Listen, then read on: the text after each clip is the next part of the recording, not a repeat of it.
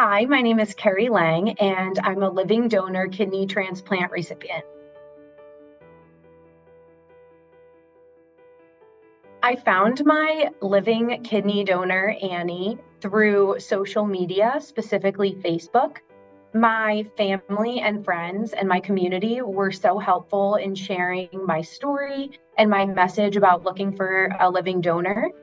I found it very difficult personally to be asking family and friends because I know it is a really big gift to give someone. And so I was so fortunate of my family and friends to share my message and really support me via social media and, of course, in their everyday lives. And of course, I'm so thankful for Annie, who saw the post and got tested, and then she was a perfect match.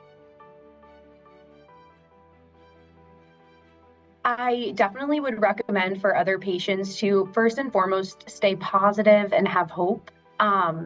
Without a positive mindset and energy, I think that's the most important for a patient ourselves to, know that there's light at the end of the tunnel. And with a kidney transplant, you'll feel so much better after that.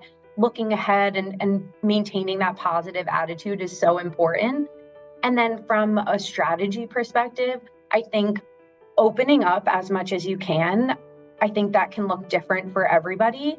And if that's opening up to your closest friends and family, and then maybe asking them sort of to take the wheel and help you, or opening up yourself to your broader community, whether it's, in-person events, social media. I've seen people with signs on their cars or in pharmacies and things. So really, whatever way you can open yourself up the best will have the best outcome. But then again, from like a personal perspective, having that positive energy and that hope for me was the most important.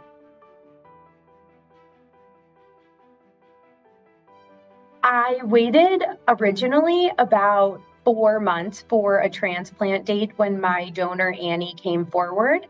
Annie came forward and passed her testing in around January, early February, and our original transplant date was in April of 2020, which, as we know, was a little bit of uncertainty and crazy times. So our date was pushed, and we finally had our transplant on June 3rd of 2020. So all in all, it ended up being a little over 6 months. But while that wait time was, of course, filled with a little bit of worry and stress, I'm so thankful that we were able to have the transplant at Weill Cornell, and it went really well. We were one of the first transplants to open up post sort of shutting down lockdown with COVID, and the attention from the nurses and the staff post surgery was so incredible. The safety measures that were taken, I can't even put into words how thankful I was. My life changed in amazing ways after my transplant. First and foremost, I have my health, which is so incredible. I'm able to do, the smaller things and appreciate the smaller things, like going on walks and spending more time with friends and family because I'm physically able to. And then also do bigger things like, working out and staying physically healthy. I love cycling and traveling, and so I'm able to do those things with my health. And then also I've been able to enjoy my life in incredible ways. I got married 3 months ago, and I'm just so thankful to have my health because I was dancing at my wedding and enjoying time with friends and family that I don't take for granted because I know how I felt pre and post transplant. And I really just feel so healthy, and I'm so appreciative of that health. The challenging part of having a transplant for me was adjusting to taking multiple medications and new medications. I wanted to ensure I was educated on the medications I was taking, and it can be challenging to continue to upkeep the medications, making sure they're arriving on time, making sure that your levels are correct. It just takes up time in your day or your week for your month. And it's important to set aside that time to make sure that your medications are ready and set for the week or however you set them up, because it can be difficult at times dealing with different insurances and things like that. And so I've found that to be somewhat challenging, however, so worth it at the end of the day.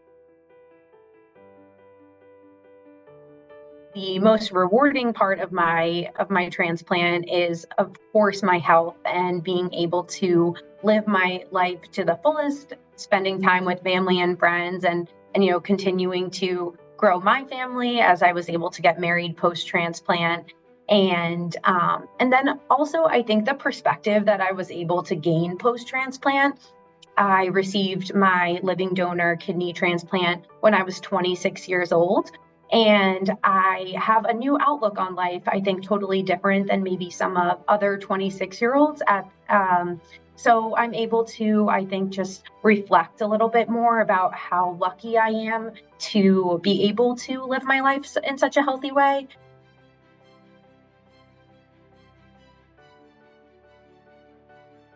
I would definitely recommend other transplant patients to Weill Cornell New York Presbyterian. I found Weill Cornell through my dad, who also is a living donor kidney transplant recipient. He received a kidney from his sister about 6 years before I received my transplant. And seeing my dad go through his transplant and feel so great and live such a healthy life after his transplant, as well as equally important, seeing my aunt, who was his donor, be treated so well and also living a healthy life post-transplant. It was so important to me that team also helped my donor when I was receiving a kidney transplant, seeing the care that my aunt received as well. And so I saw Dr. Kapoor and Dr. Del Pizzo and the work that they did for my dad and my aunt. And I knew that was, the place that I wanted to go, and that I wanted my donor to receive the best care. And so for that, I'm forever grateful for New York Presbyterian and the team at Weill Cornell, because I saw that success in my family with my dad and my aunt. And then I knew, we would be a success as well. So I'm so thankful for them.